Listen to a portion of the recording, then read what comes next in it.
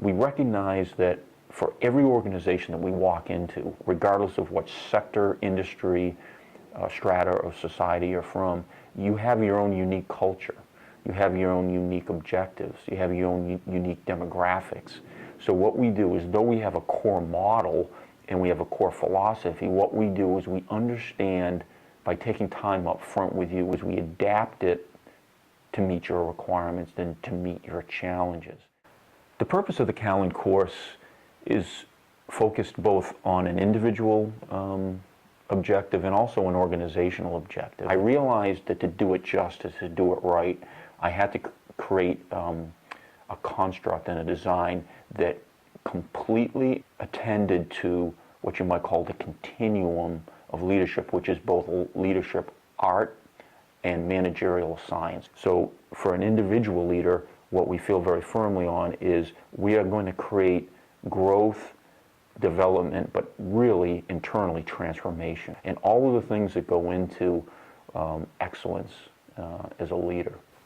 The other component of the purpose of the class deals now with the organization. Core challenges or headwinds that modern leaders face: the explosion of digital technology, information overload, demographic shifts within the workforce, an aging population, a baby boomer exodus, a global integrated marketplace.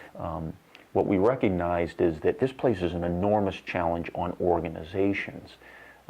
How do we thrive? How do we survive in these types of an organization? So our answer to that is to create what we call organizational continuity and organizational cohesion through the production of what we call generations of leaders within the organization. What we absolutely have a great deal of confidence is that the individual leaders, that they can not only take on these headwinds that I described earlier, but they can rise to those mantles of responsibility and accountability within the organization, and the organization can endure and remain excellent over a great breadth of time in an expansive challenge. What I think makes the Callan Course unique is the design of the course, the intent of the course, and these things that we call the model and the method and the way we teach it. Aside from the teaching models, the other aspects that I think make our course very unique is that we were going to make the teaching an experience. Let's face it, none of us likes to sit for any amount of time and just be bombarded with slide after slide of random bullets. So I believe very strongly that the best way we learn is through parables, pictures, and stories. So we've constructed the whole course to be an experience. We use a lot of very state-of-the-art animation, video, audio, and I tell a lot of stories, and I use a lot of either current events or historical anecdotes. We believe that that's the most effective way for people to learn. All leadership, great leadership in particular, starts with self-leadership.